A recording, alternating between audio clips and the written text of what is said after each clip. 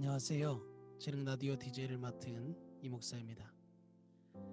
따뜻한 날씨 가운데 바쁜 일상을 보내시는 성도님들을 위해 오늘도 내 마음대로 된 것이 하나도 없었다 라는 책 가지고 성도님들과 함께 하겠습니다. 자, 볼륨을 적당히 높여주시고 이제 시작합니다.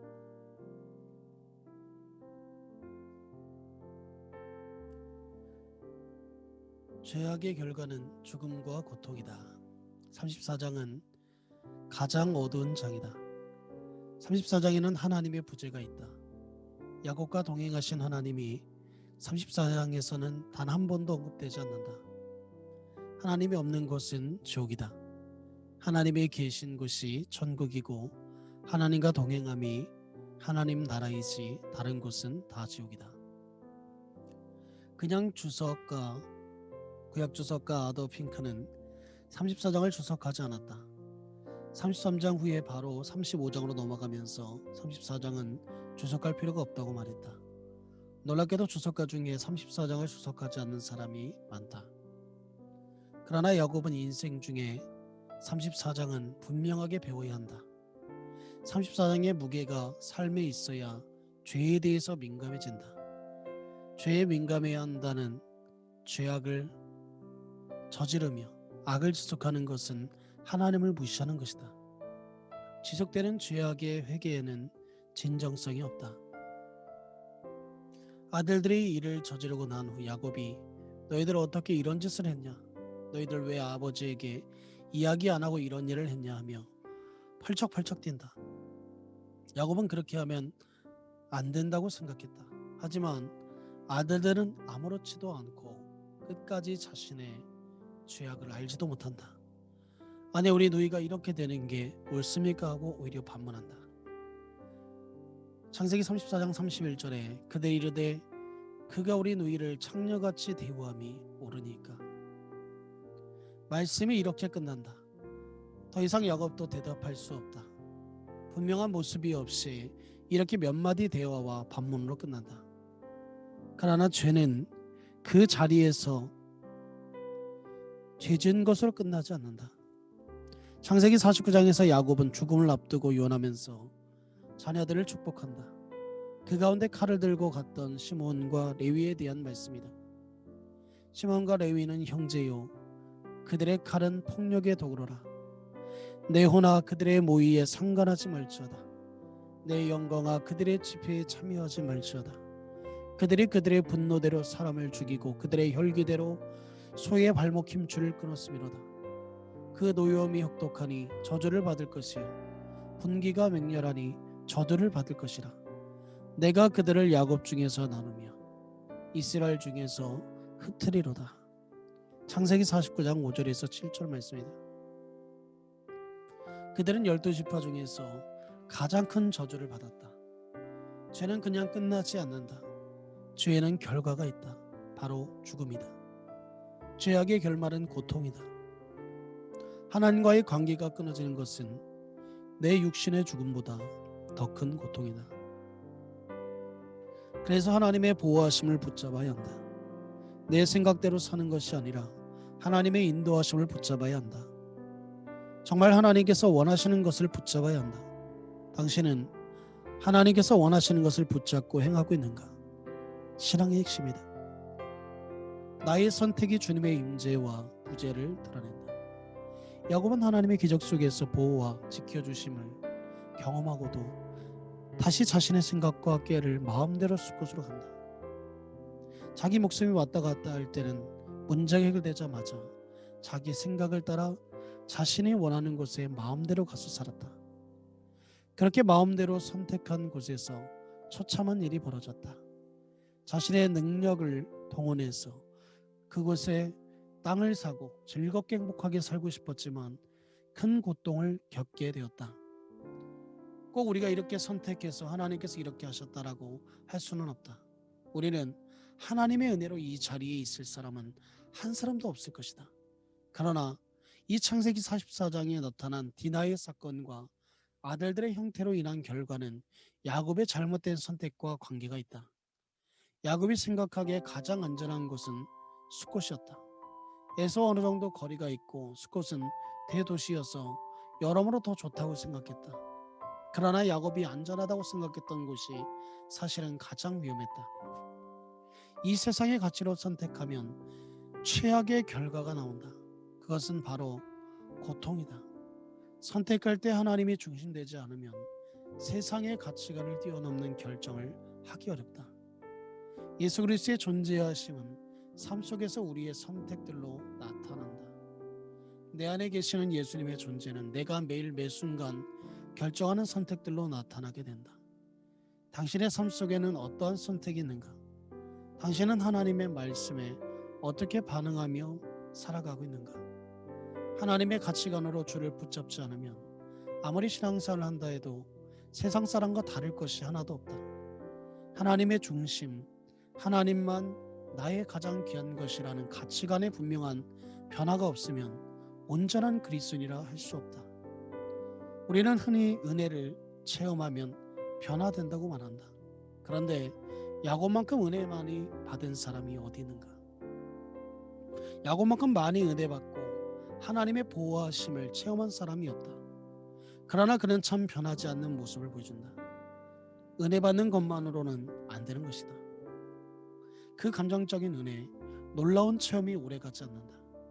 나에게 어떤 체험과 영적 경험이 있느냐보다 더 중요한 것은 지금 내가 의지하는 것으로 결단하여 하나님을 붙잡는 것이다.